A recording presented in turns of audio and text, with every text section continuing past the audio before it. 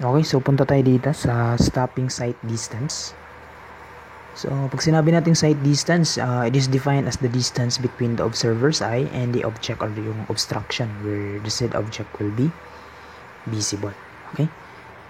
So, one of the several types of sight distance used in road design is yung stopping sight distance. Okay? So, it is a near worst case distance where a vehicle driver needs to be able to see in order to have a room to stop before colliding with with something in the roadway. Kasi stopping sight distance. Kasi combination kasi ito ng PIEV time, yung perception, identification, emotion, volition time or yung reaction time. Or minsan term as peer. And then yung braking distance para until mag-stop siya.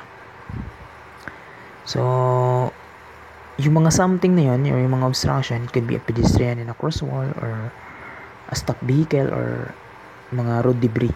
Pwede yan. So, the value of the stopping sight distance used in the design represents a near worst case scenario.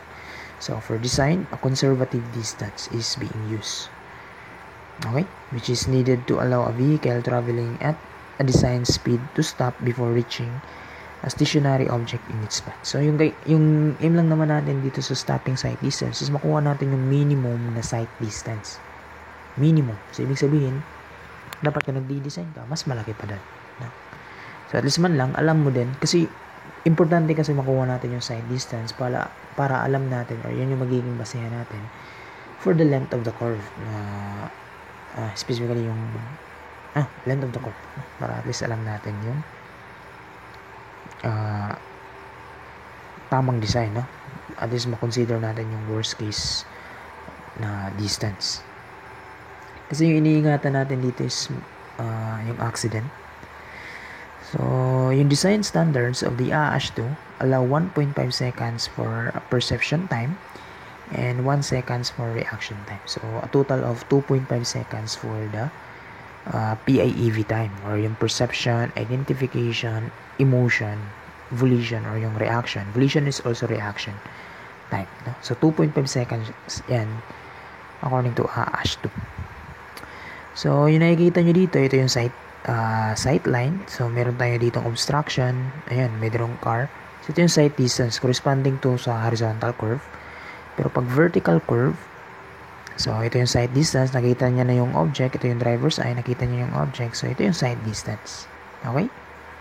So yung distance nung object tsaka yung car. And then dito naman sa intersection, so ito yung magiging sight distance. So ito yung obstruction natin. So draw ka lang ng diagonal line dyan. So ito yung sight distance na. Ito yan, yung sight distance. Okay? So, yun yung size. Dito na sa kabila, side distance ito. So, side distance yan. Okay? So, dito sila mag-tendency na mag-stop. Kasi nakita nila yung isa-isa yan. So, kung patuloy yan, baka may banggaan dyan sa intersection. So, ito yung pinaka-side distance talaga. Stopping side distance, kumbaga. Okay? So, yung stopping side distance is, ito yan. Yung distance nung height of the driver's eye and yung object ay yung obstruction. So, yan yung non-passing sight distance or the safe stopping distance.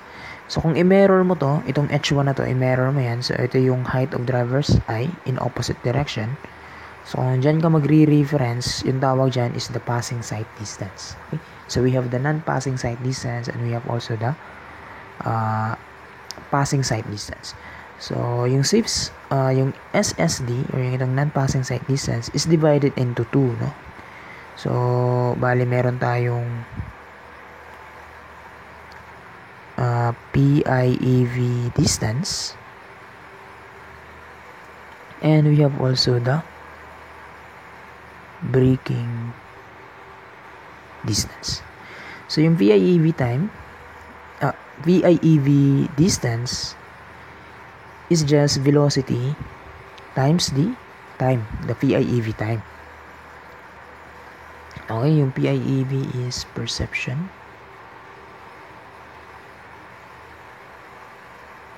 identification,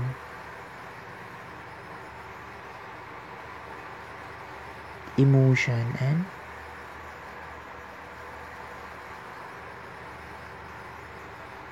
volition.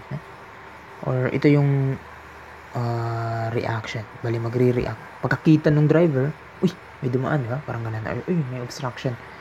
So, automatic na yan, no? Magre-react talaga siya. So, bali, ang liit, no? Imagine mo yung 2.5 seconds.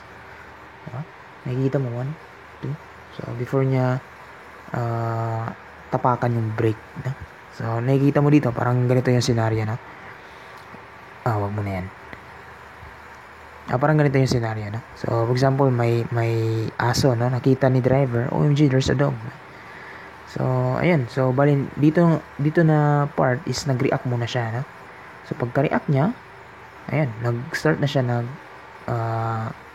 nagtapak dun sa brake. So, pag tapak niya sa brake, so magdi-decelerate yung acceleration hanggang mag-stop yung velocity. So, ayan. So, what a relief. I almost hit the dog. So, parang ganun. Yung braking distance naman is in function of the velocity square divided by 2 times the gravity all over yung coefficient of friction and yung grade. So, yung grade is, for example, ito yung grade natin for a summit curve. Ayan, so meron kang grade 1 and grade 2. No? So, kung dito yung starting point nung car, so, ito yung gagamitin natin as G. So, kung dito naman yung starting point ng car, for example, ganito yung curve. So, dito yung car natin. So, ito naman yung magiging grade na gagamitin mo, which is downward. Diba?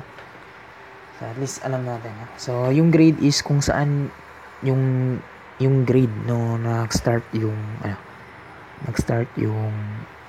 car. Okay? So, most commonly sa grade 1 siya. Okay, so example tayo, apply natin yung stopping sight distance. For example dito, a 5%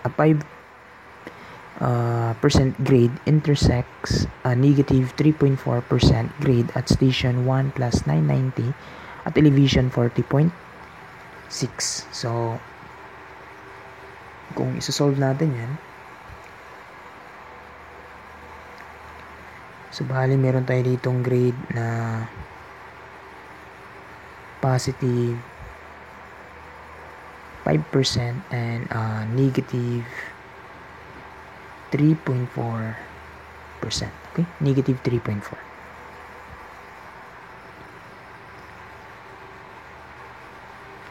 So, i-connect lang natin to. So, ito na yung length ng curve natin. Okay, so let's say dito yung car.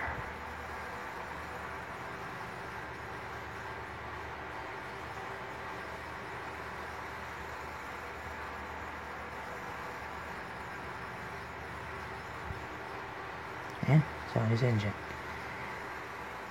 Okay, so nga pala,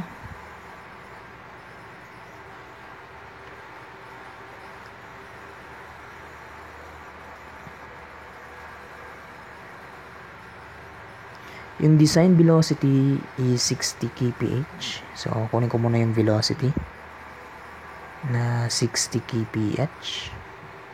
So bali, ano to? 60 km per hour. And alam natin in 1 kilometer, that is 1,000 meters. And in 1 hour, that is 3,600 seconds. So, therefore, this is 16.67 meter per second. So, yung PIEV time is also given, which is 0.75 seconds. And then, yung coefficient of friction is also given, 0.15. And then, we have grade. So, dito tayo nag-start. So, ito yung magiging grade ko, which is a positive 5%. And then I think yun lang yung kailangan ko. So pwede ko na gamitin yung formula na to, no?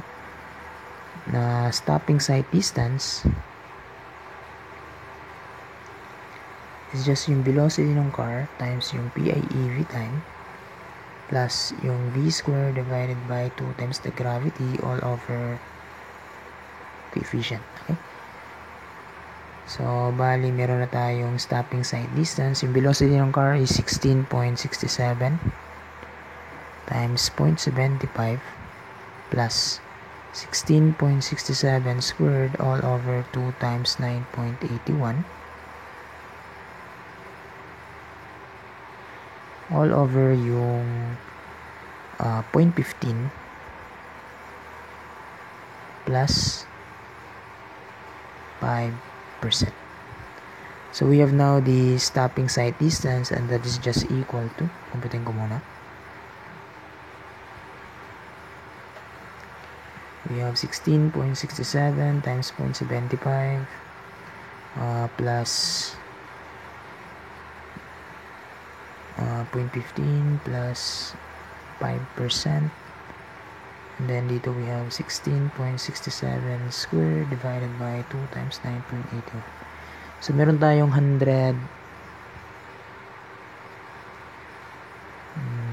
Tama ba ito?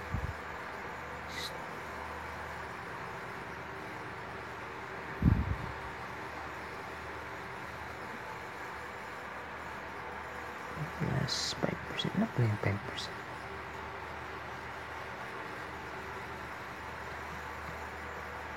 Yan.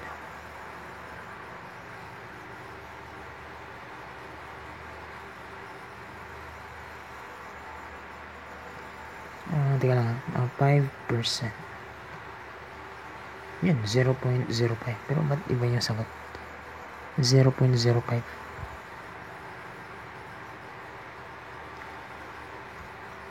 5% is 0.05. Pero iba yung sagot.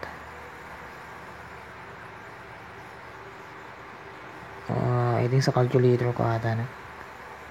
So, para safe is, I think sa calculator na to. Iwan ko paano pagka-program yan. But, minsan sumasagot ng tama, minsan hindi. So, but at least may ano ako dito. No? May reference kasi ako dito. So 5% is 0.05. So, yun na yung gamitin ko. Diba? 5% is lagay ko na lang din yan dito, no? Para hindi na mawala ito. Ito ba kaya sagot? Nangyari. Ganun, bayaman na, no? 16.67 times 0.75 plus we have this one. We have 0.15 plus 0.05. And then, dito, yung ito, 2 times 9.81. And then, dito, meron 16.67 squared. So, we have 83.32.